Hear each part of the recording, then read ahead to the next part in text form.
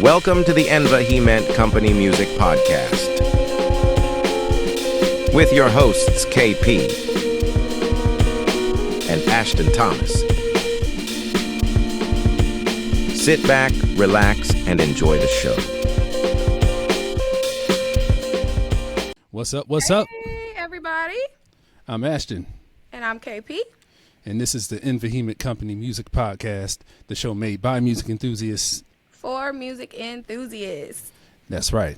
And we have ourselves another guest, another very special guest with us. Or should I say a heavy hitter. Hey. Because this guy's resume, I started reading through it and I was just absolutely blown away. And it's such an honor to have him with us and getting to talk to him at this very moment. You know, a very busy man, so I'm glad he's taking some time out just to talk to us. So it means the world to us. So I want y'all to give a warm and vehement welcome to MoDre. Hey. Thank you so much for being here. We appreciate you. Nah, I love it. I love the platform. Love what y'all do for the independent artist community. So it was a no-brainer. Yes, sir. Hey, yes, we have a huge passion for independent artists. Like, that's like the thing we just want. Everybody is independent. Come on, let's like get it out there. Like we love it all. So thank you so much. Absolutely. All right, so we can start from the top, from the beginning. You know, how you got into music and who were some of your early influences. So if you want to share that with us.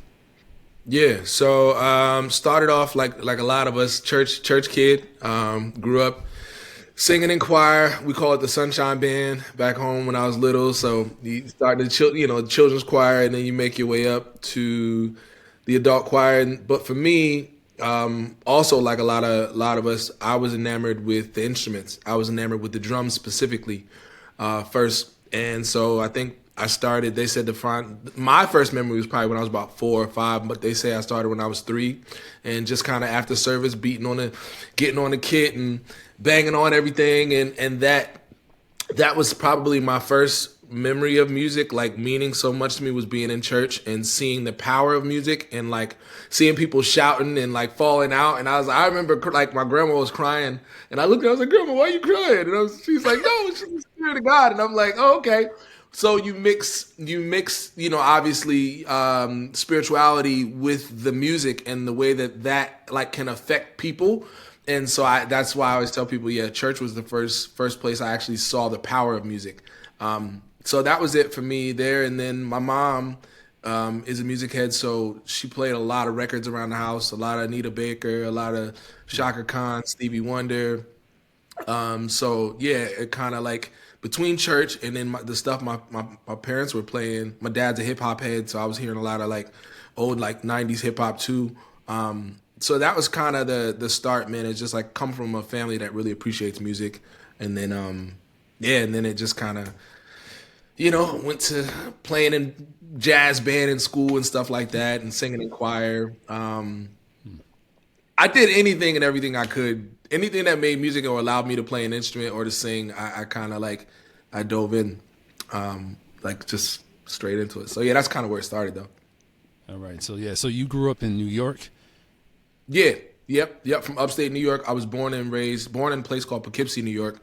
And then like kind of moved around a bit, but I went to school in like Albany, upstate. I spent a lot of time in New York City as a teenager.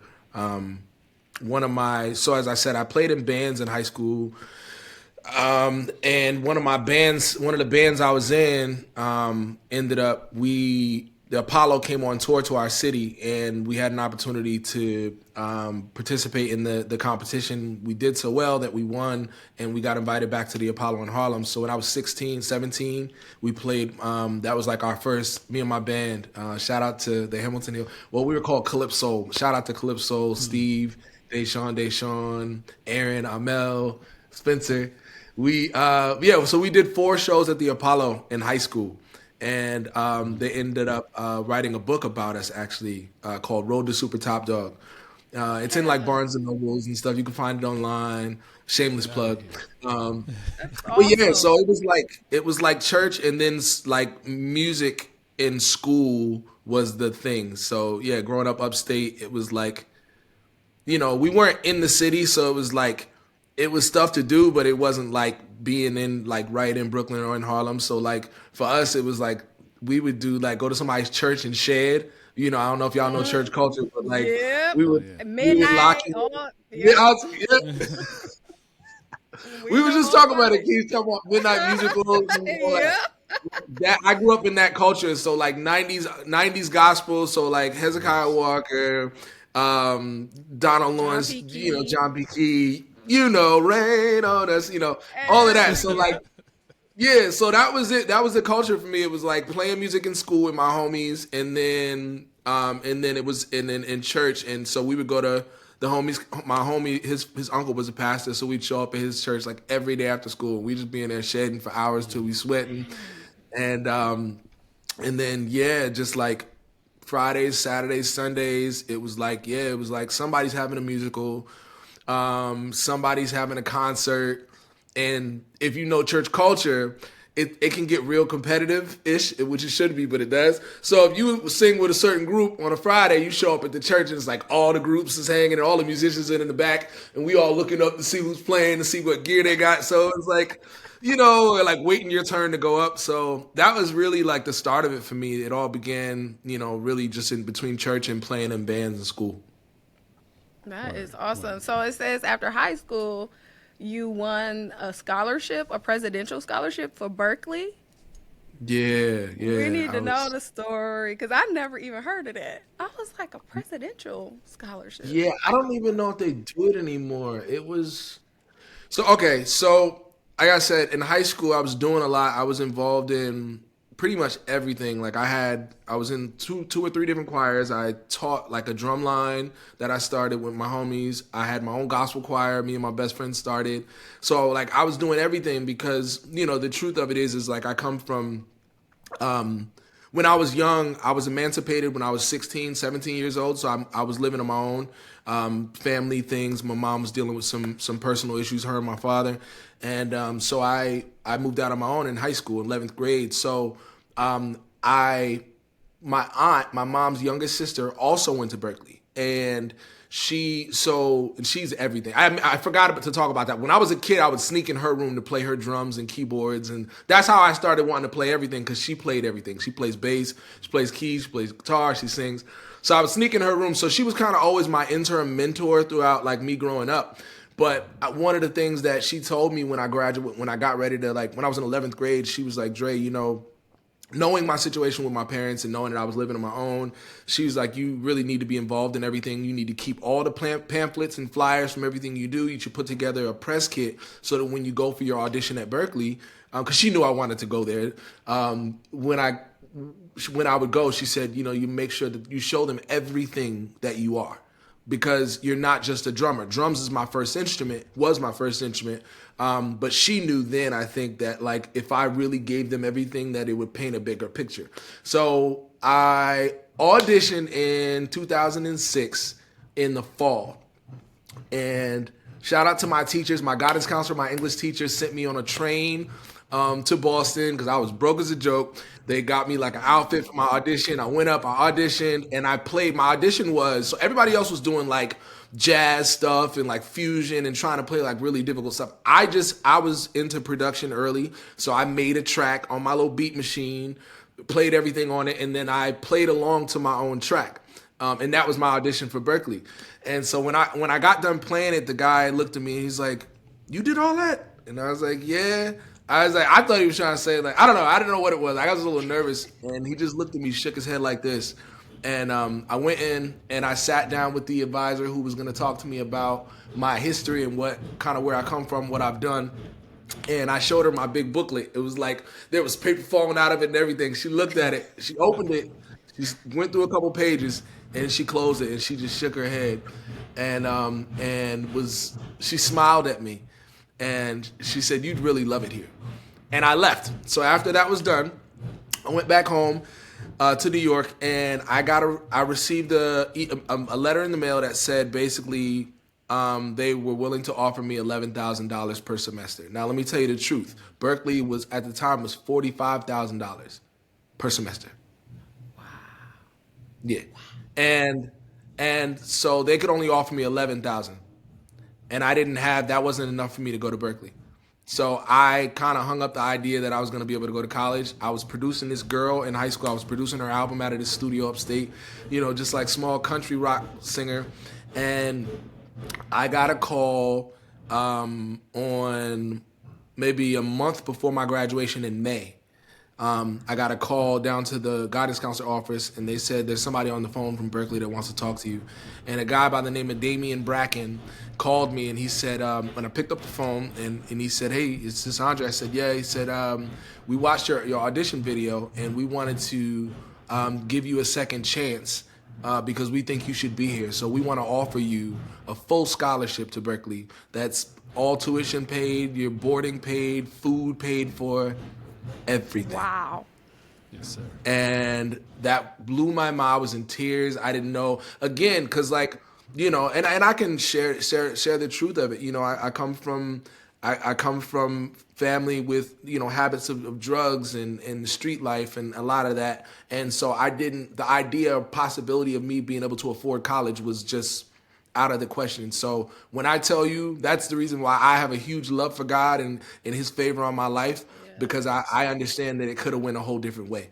So Boston was my next venture, and I left New York in August, and I moved to Boston, and I was there for 2 years. Awesome. Yeah.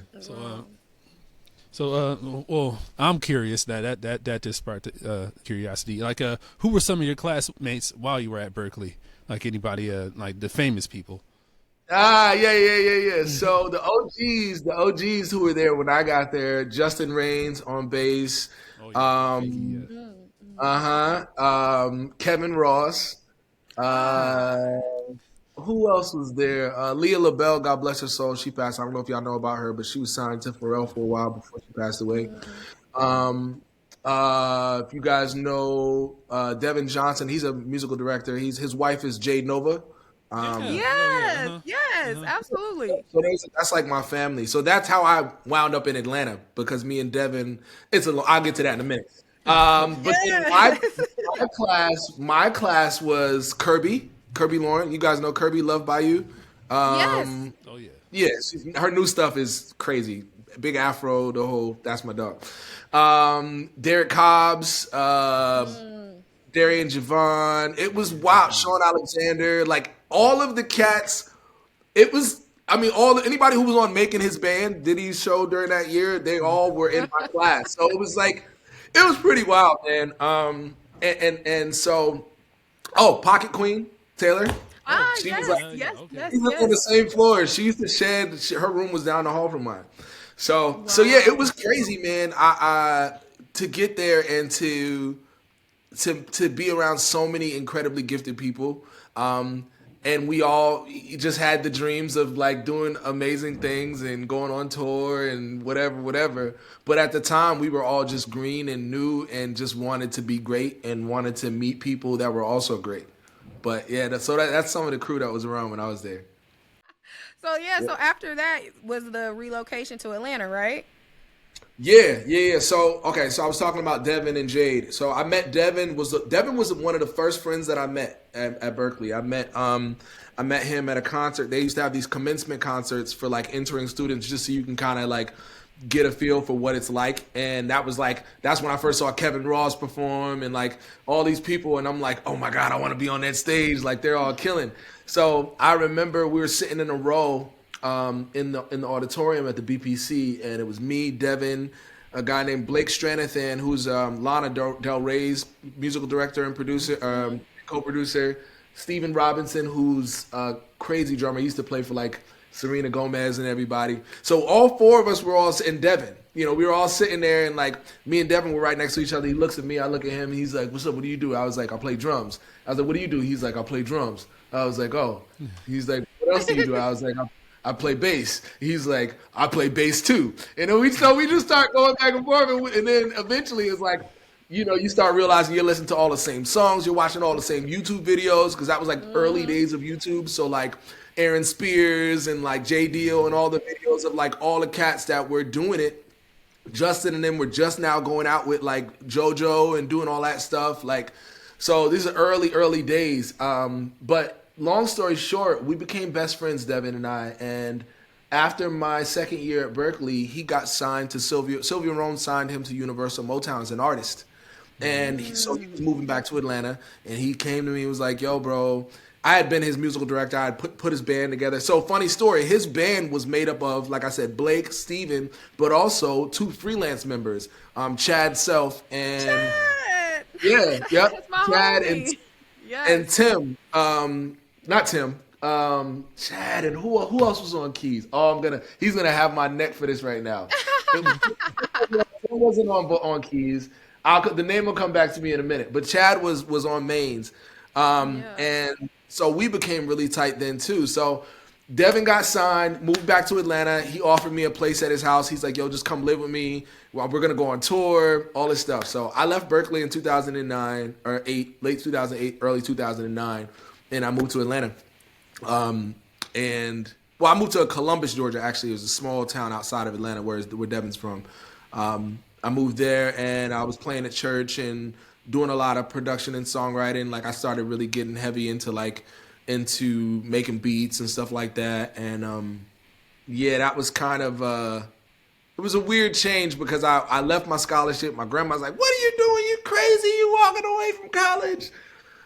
But I just knew I wanted to be doing it, yo. Like, I wanted to be around it where it was actually going down. I knew the history of Atlanta from, Dungeon Family to, Babyface and, all the LaFace stuff. And then at that point, that was like early trap. So Gucci, T.I., everything Atlanta was just really, really getting crazy. So, I moved down there in 2009 into Columbus. And then I moved to Atlanta. I got a gig at this pretty big church playing bass in Atlanta. And I moved there in 2010, and that's really when everything shifted. Definitely. Man, that is awesome. Like, I don't know why I got like all teary eyed when he was like, come live with me. And like, I feel like now it's like really hard to have, like, you need that. Like, you need community and people to help you get to the next level and don't mind like putting you on. And it's like now I just wish we could get back to that kind of like community and music. So that really just was just like, oh my God, like, oh, I'm such a girl. Dude, but yes.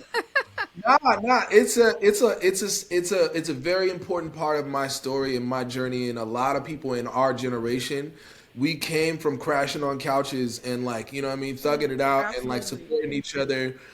So many of my friends now, like we, and I'll get into it, but like the band I'm in, the Band of Brothers, like we've been rocking 15 years and we've literally shared everything from sleeping foot to tail to sneakers. Cause one of us, we got to go do this tour and we didn't get paid for my last gig. So we had to figure it out. It was that time period where like, I think people still cared to like work together. And I think because the music industry has been going through so much in the past 10 to 15 years, I think everybody's kind of clenching their pearls. They have in ways, and it's like it's almost like, no, like I this is my thing. I need to do it my way, and I want to do it myself. Technology's made it that way, so people don't even feel like they need to collaborate anymore. It's like, well, I can play everything. And you're talking to somebody like, I may not do everything extremely well, but I do play most instruments, and I can do stuff myself. But I love the idea of collaborating and having different people in the room and sharing, because perspective is a beautiful thing, Absolutely. Most certainly. All right, so the who's who of the artists that you've produced and played with. Let's get into some of the credits. All right. Yeah. So it started off, as you know, on the live side. So I was at that church. I got my first call to play. Well, before that, actually, I did a gig in New York City. I was MD for a rapper named Mickey Fax. I don't know if y'all remember him. He's really dope. He's a hip hop professor now and like mad stuff. But he was my first big gig right after Berklee. And then when I got to the church, my homeboy Aunt Parrish called me one day and he's like, I've been at the church maybe 6 months. And he's like, hey man, I need a fill-in for this gig, this gospel gig with artist Dietrich Haddon. And so I didn't even have a passport. Yeah, I lied to him. He was like, you got a passport? I was like, yep, I got a passport. Yeah, I went straight to the passport office like the next day and got this expedited joint.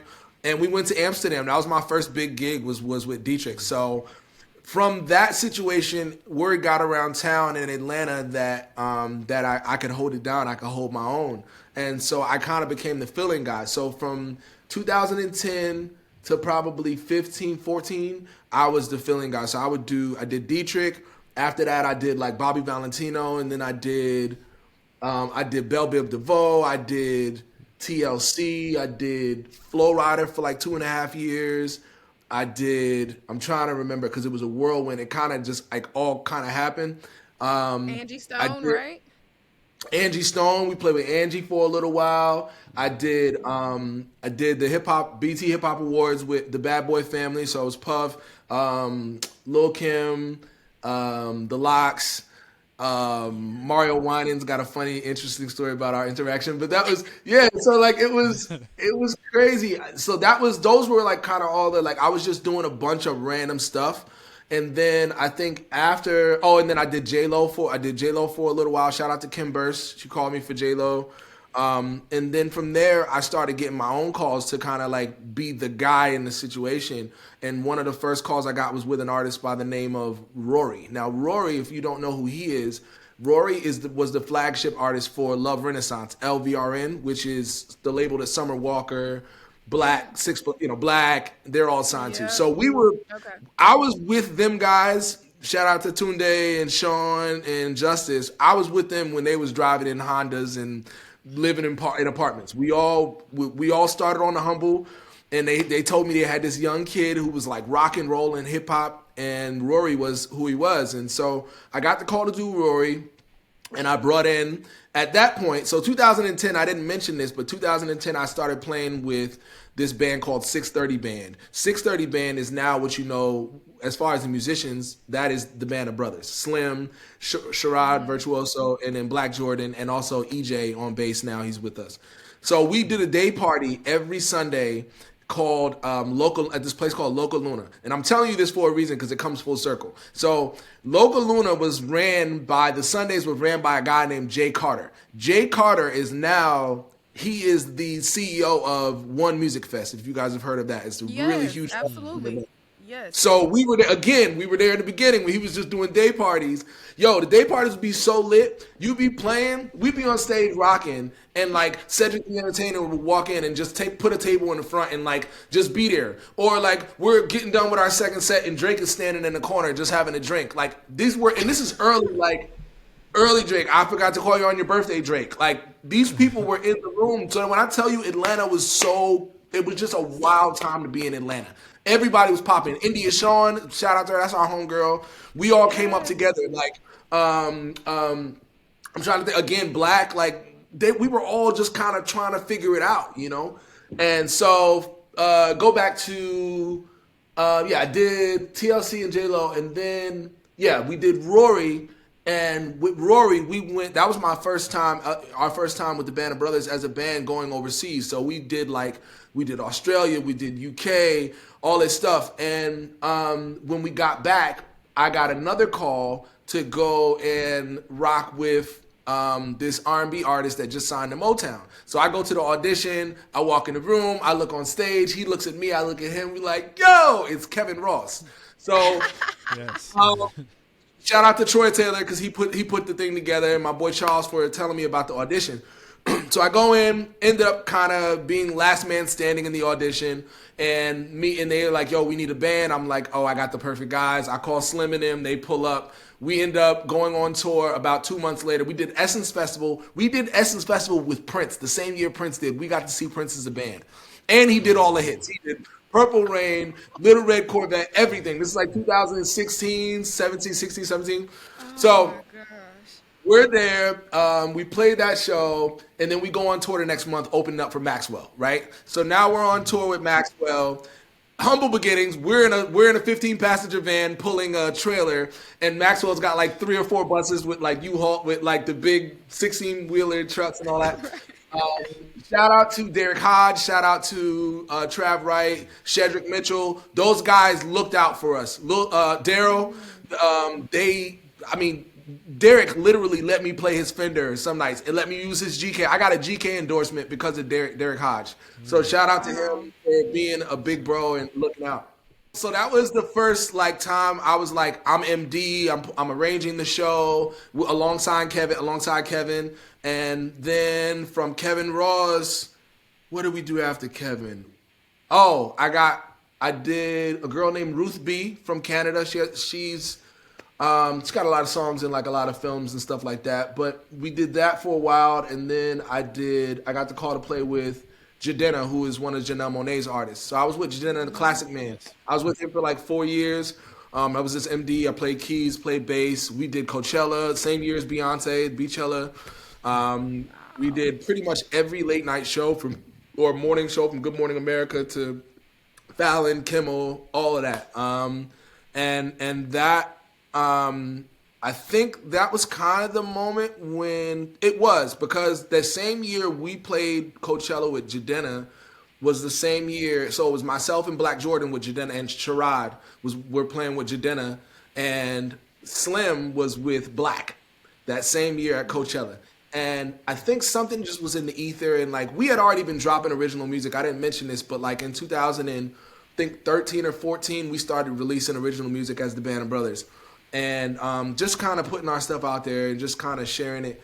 But I think 2019 was the year when we realized like there's more to this than being in the backing band and just like playing for artists. And like, not gonna lie, I had a lot of experiences with, I'm not gonna say any names particularly, but I had experiences with artists that wouldn't show up to rehearsal, that didn't care about, communicating about what they wanted, what their vision was. And I just kind of got burnt out on it, yo. And I was like, and also I had that year I went and bought an acoustic guitar. After we played Coachella, I went and bought an acoustic guitar, and I started teaching myself how to play, started making beats again, and I just fell in love with creating music and writing songs. So later that year, in 2019, which is when I started dating my now partner Lucy, we started writing songs together.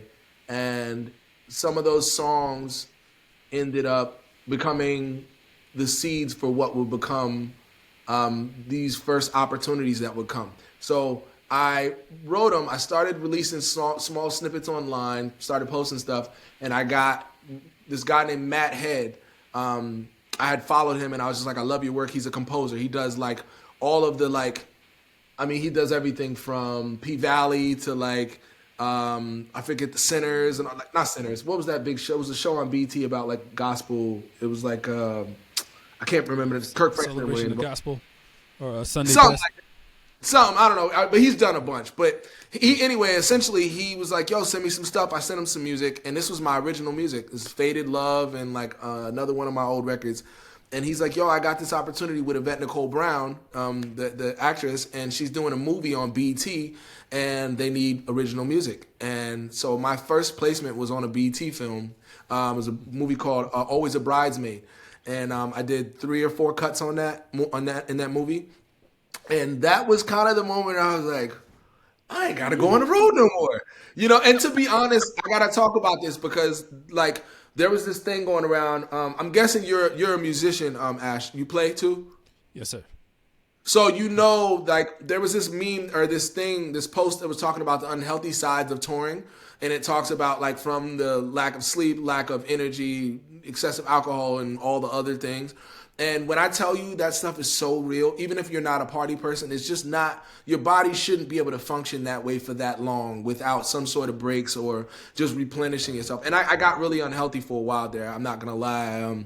I really lost myself. And I think my journey back to getting back to myself was not just like the health journey, but it also was spiritual, and it also was musically, because I didn't realize the seed that God had planted in me when I was young, and whether that was just singing in church or singing in choir and not realizing that like I had been pushing everybody else to the forefront for so long that I was pushing myself to the back of the classroom.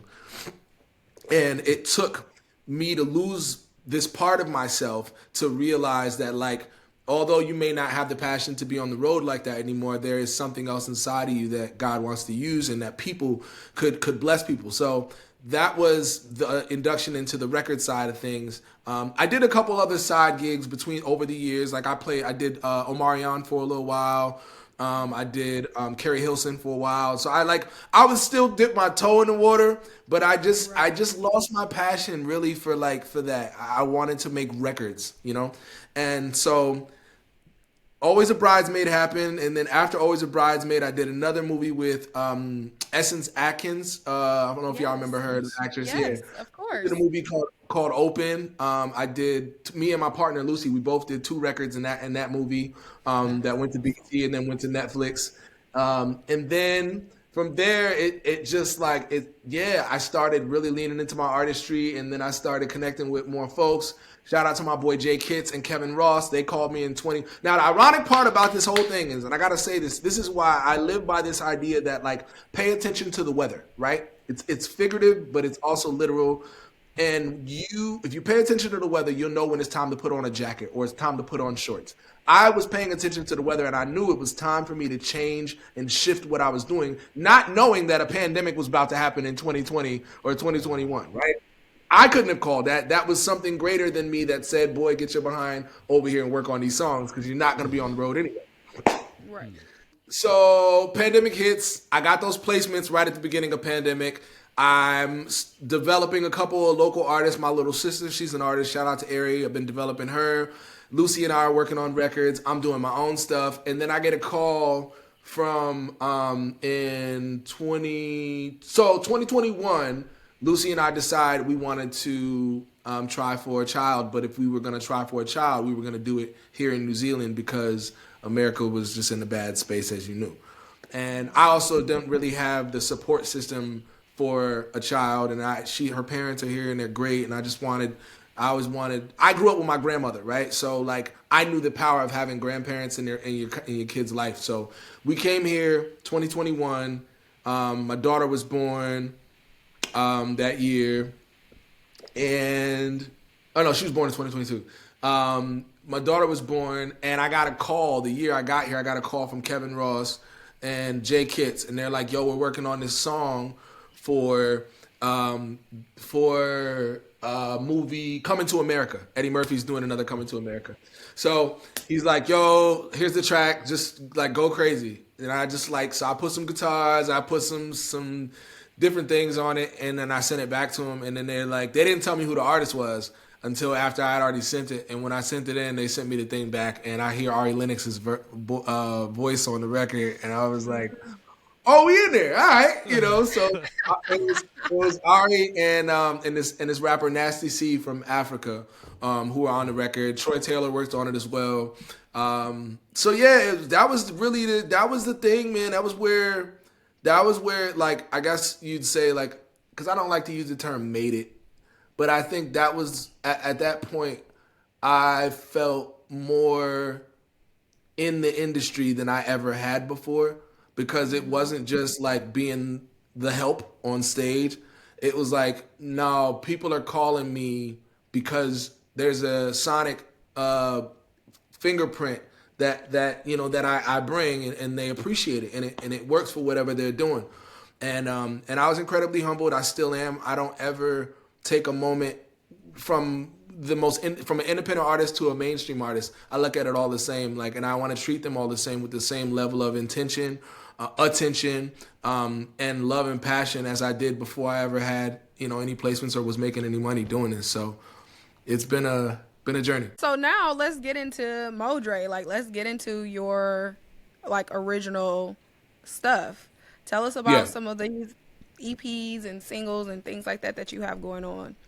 Yeah, so the first project I dropped was called Ready, and I think that was just I needed to get that out because I felt I was I just felt I had something in my spirit that I needed to say, and I needed to know if it would work. And as I said, that was a project that got me my first couple of sync placements.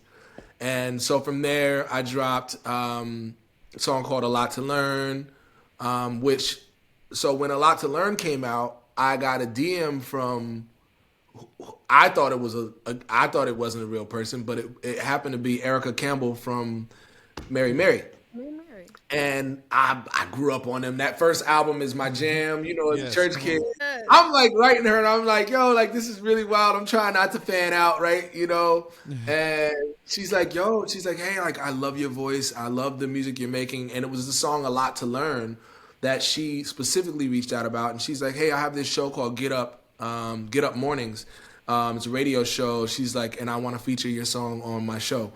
And I want you to come on. I want you to talk about it. And I mean, I was absolutely through the roof. You know, I went out to my car. I did the interview in my car. I turned the song on. I was like the whole thing. She introduced it, and that was a big deal. Another one of those moments that really solidified for me that what I have is unique and it's something worth, you know, continuing to push and walk down that road. So after that, I think I was kind of doing a mixture of records for Lucy and I. We have a duo called the Feel Good Service, and then I was doing records for the Band of Brothers.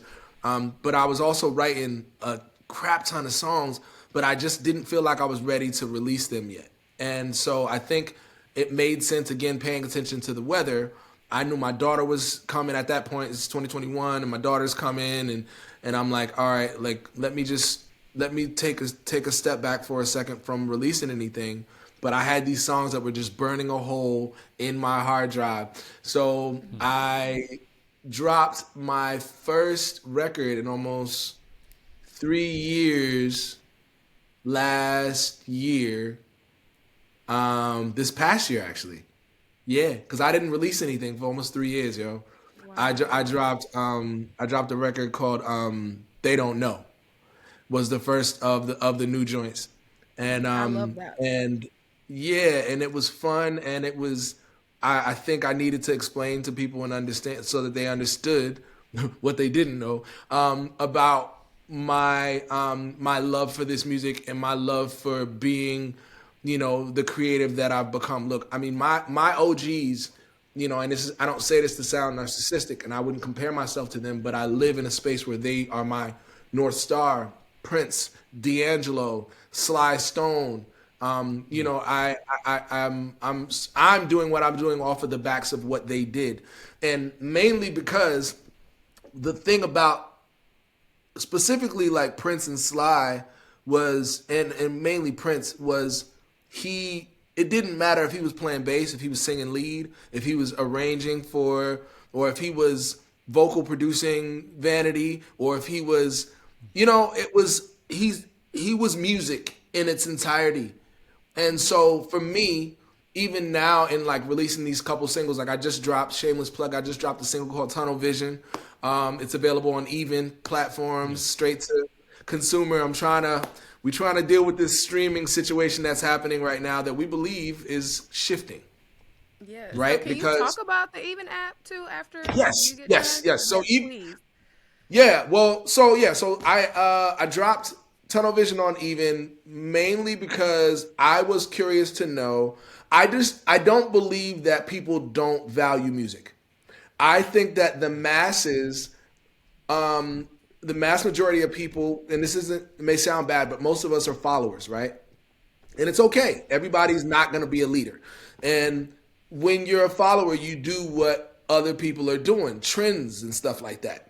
And I wanted to believe that you could program, the human mind could be programmed or could be led into doing something different than what the industry has programmed us to believe, which is that you don't need to buy or support an artist, or that their music isn't worthy of you spending money. Why don't you just pay $8 and you can have access to everything? I was like, all right, cool. I know what it is. So I signed up for Even. Shout out to, I think LaRuss was the first artist that I saw like really pushing it.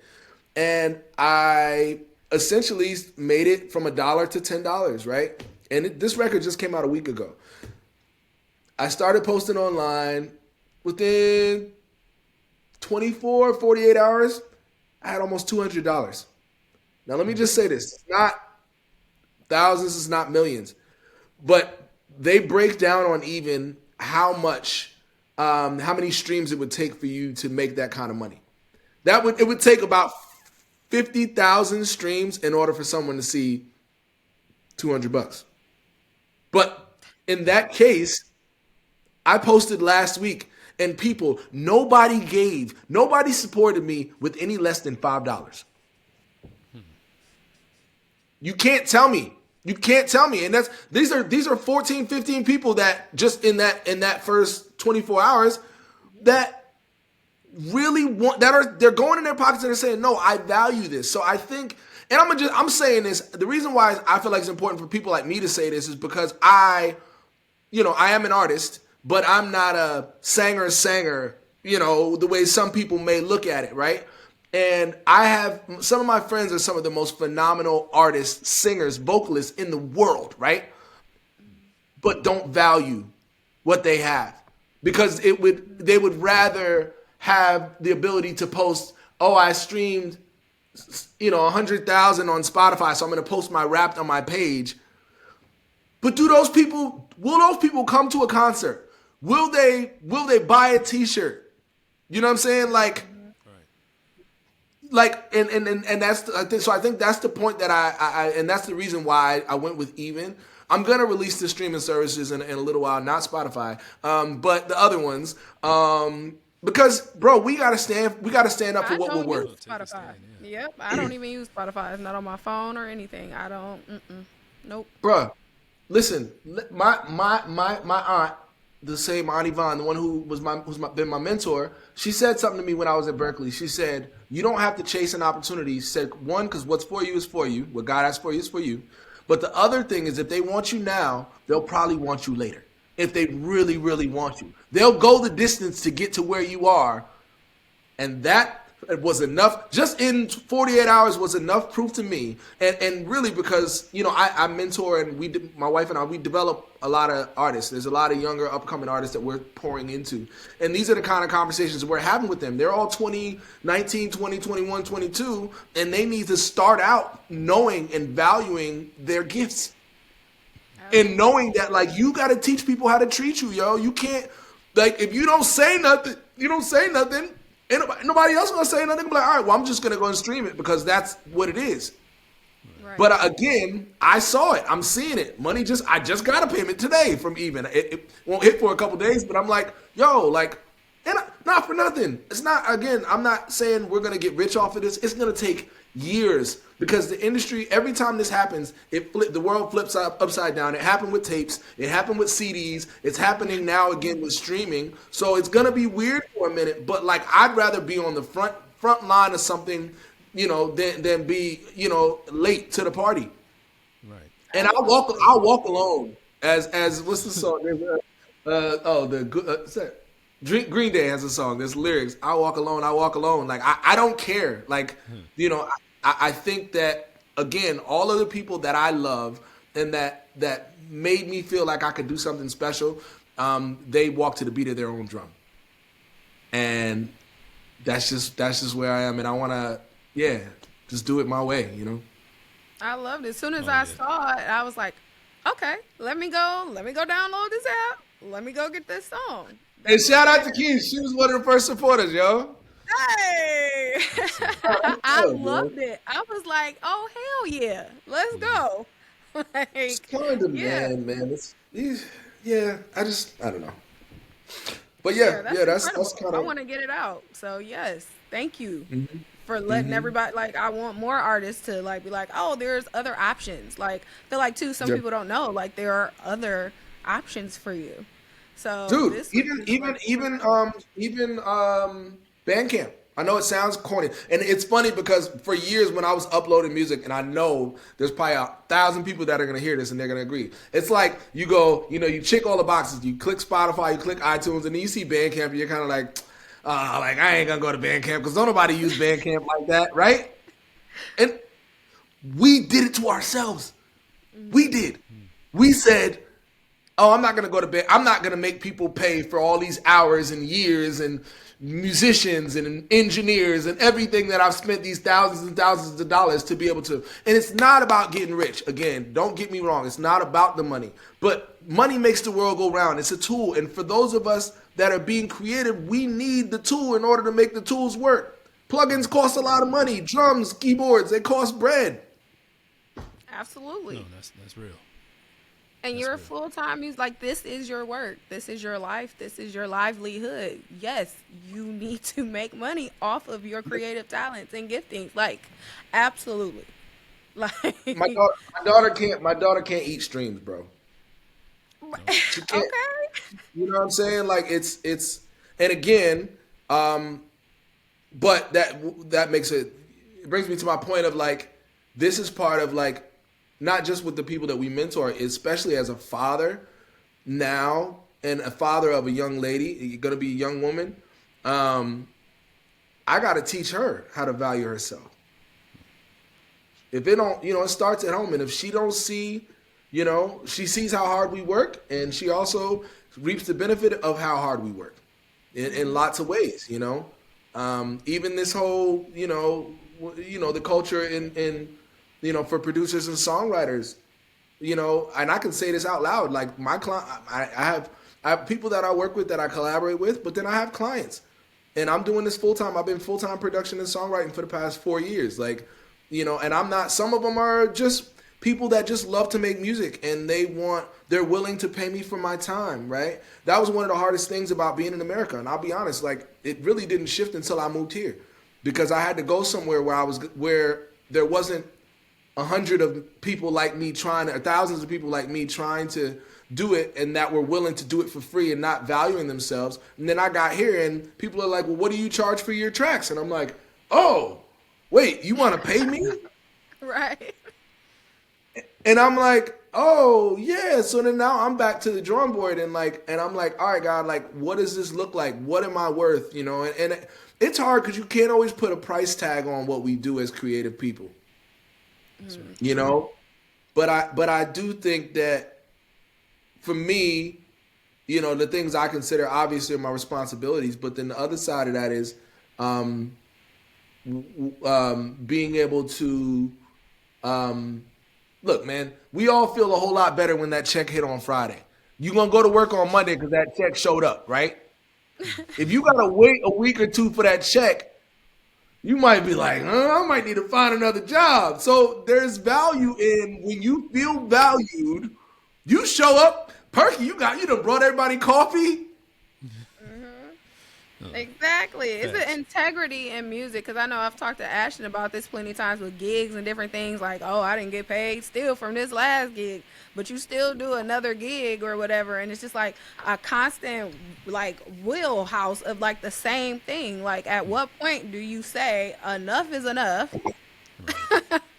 Like, I mean, I don't know. That's just the type of person I am. I was married to a drummer for a very long time, and I was like a manager. I'm like, oh, absolutely not. What? Yeah. Oh, no, we're not doing that.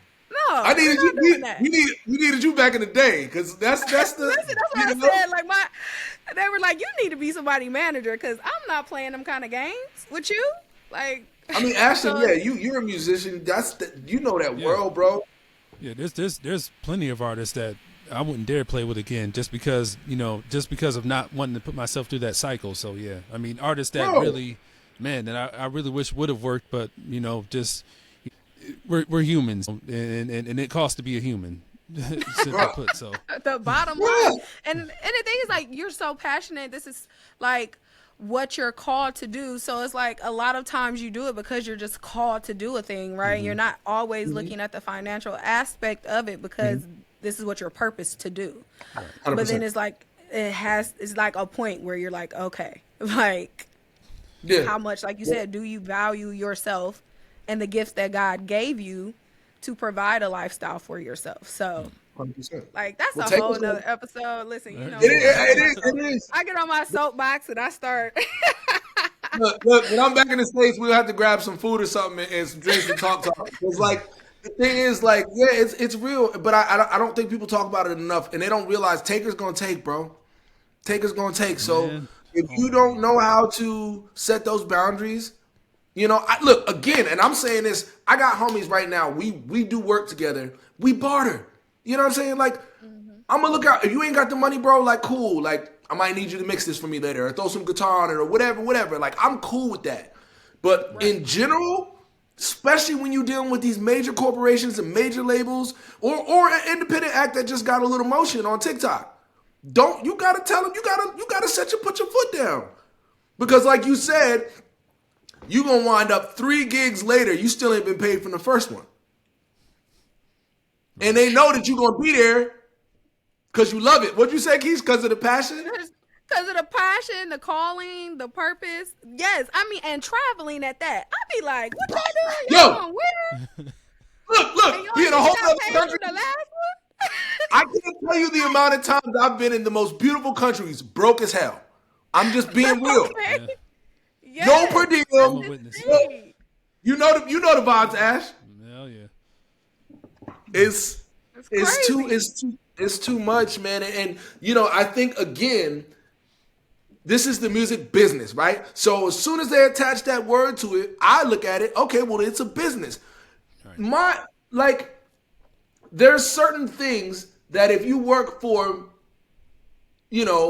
a corporation that, simple. You work at McDonald's. You need your uniform. You need the fryer to work right. You need the grill to work right. Sometimes the ice cream machine is broken. That's all over the world. But other than that, if you show up to your job and you don't got the things you need to do your job,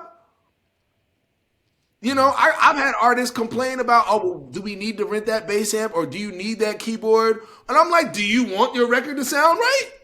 Right. Or again, simply put, like, we got a flight tomorrow at 5 a.m. I haven't received any per diem or anything. So I'm spending my own money to not only get to the airport, but then when I land in that city or that country, I got to find my own way to the hotel. The hell are you talking about? Right. Listen. I don't want it that bad. Like you said, Ashton, it's like with a 10-foot pole, I wouldn't touch it. Right. Mm-hmm. Right. And I don't care. I might be shooting myself in the foot right now, but because I'm not contingent, nothing that I do is contingent upon nobody else's success anyway. I don't give a damn.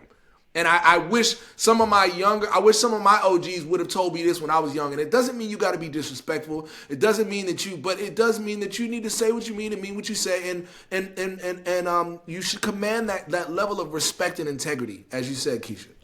Yes, absolutely. Listen, Sorry, like we're on the front lines. This is the army, okay?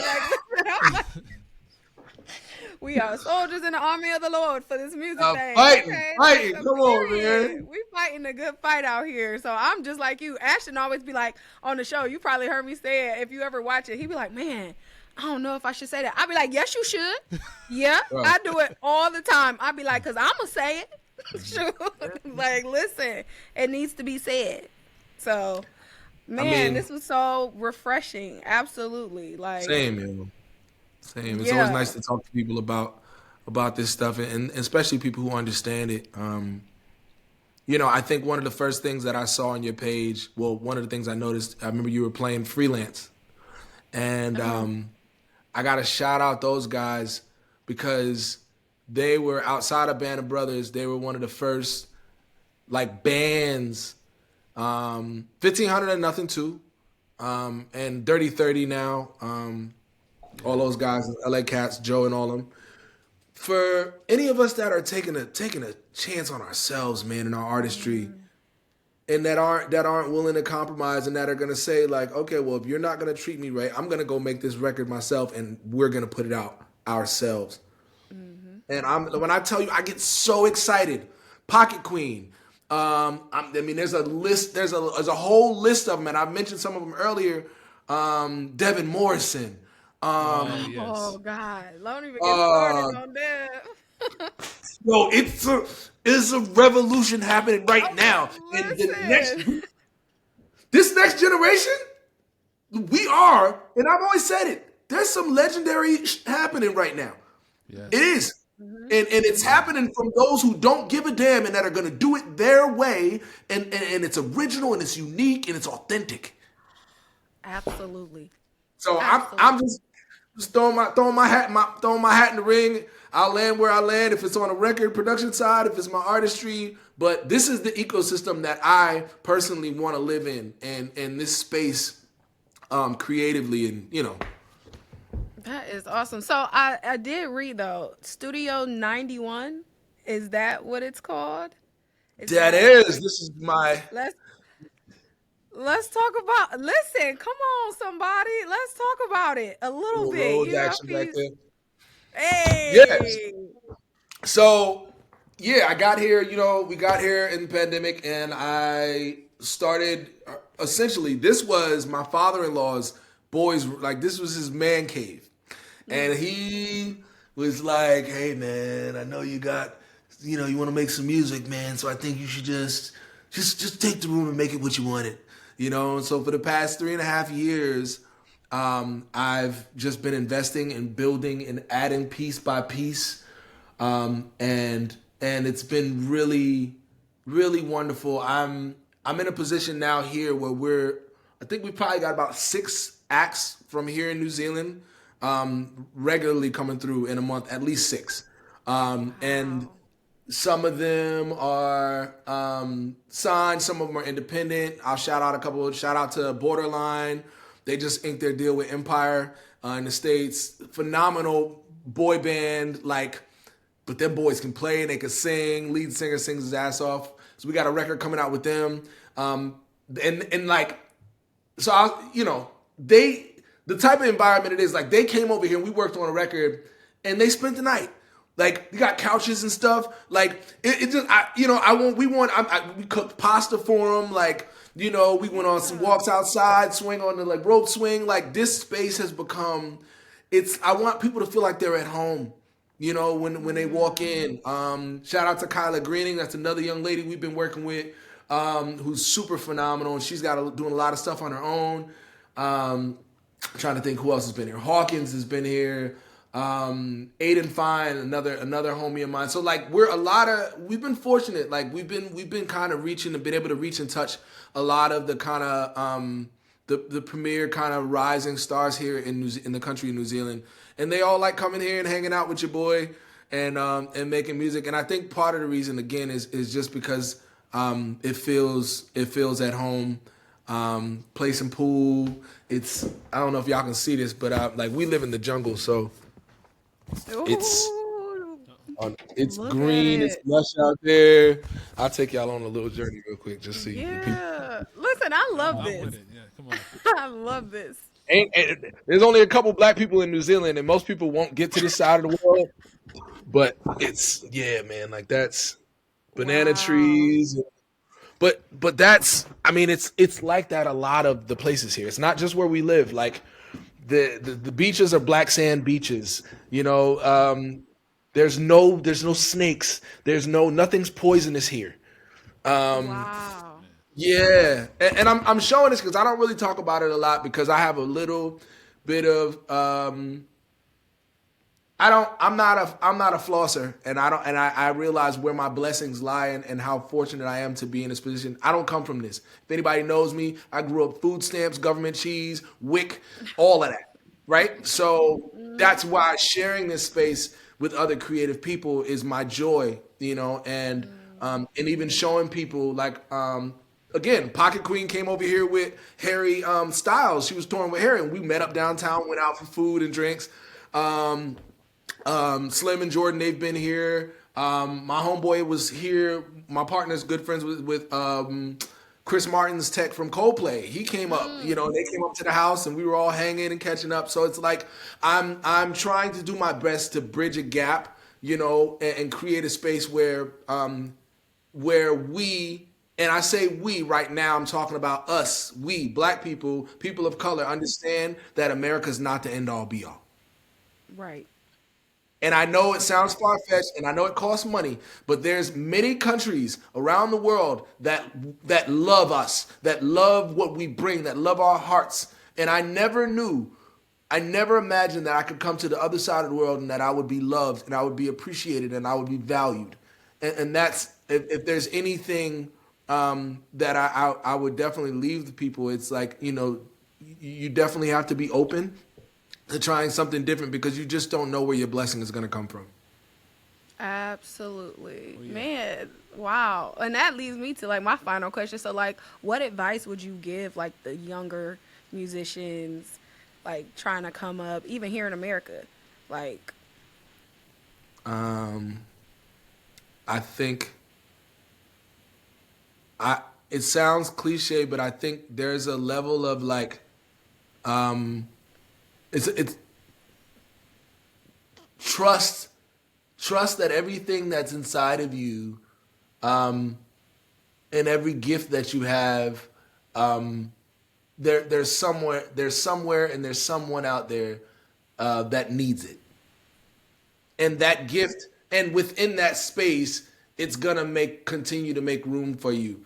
And I say that even more specifically, trust your own voice. Like, because the thing is, so many people are we live in a culture where like fads and TikTok and all these things are like, it makes you feel like you got to sound like someone else, you got to play like someone else, or you got to, you know what I'm saying? You're comparing yourself, it's like, oh, well, if I'm not doing records that sound like that, or if I'm not playing the drums like that, or if I'm not playing bass like that, I'm never going to get called for those gigs. I've only done one audition in my life on bass. One. I've never auditioned for anything when it came to my original music. It was just send me, if they like it, they like it. But I'll say that would probably have been the one thing that I do feel good about is knowing and being okay with being different. And that's what I would encourage this new generation to do, because, what's the old saying? It's like, stop trying to, they said be yourself because everyone else is taken. Taken, yes. Right. Yep. And it's so cliche, but I want to tell you right now, I've never felt more alive in my life. And it's and I'm not going to say it's not days where it's not going to be lonely. And I'm still talking to the youth, because when you decide to go that way while everybody else is going that way, there's no big party for you. Nobody's going to give you a cookie because you chose to be different. Don't do it to be different. Do it to be who you naturally are and what makes you happy. I make music that makes me happy.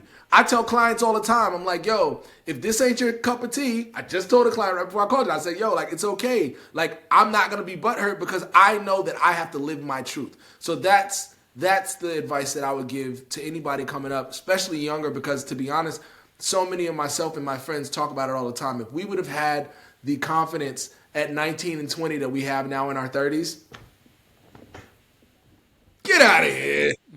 And just wait till you turn 40 like me. It gets even better. Like, listen, I'm here for the 40s, baby. Like I told someone the other day, I was like, it's a good time, and especially because you're getting cats that are coming out.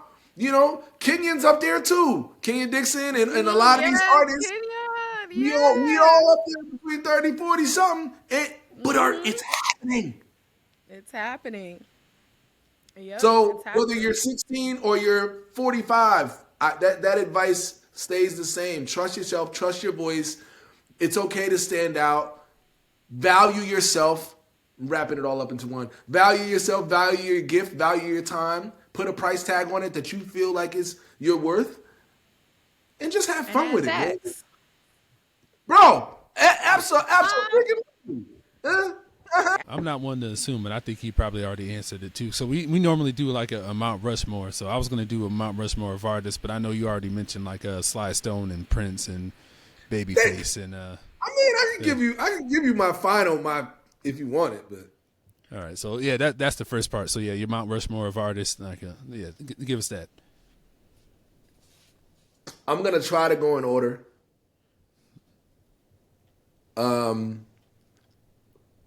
Stevie,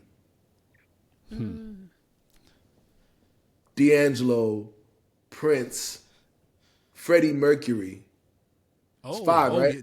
Yes, yeah, 4. 5, right? 4. But you can do an honorable mention. Oh, I can do honorable mention. Mm-hmm.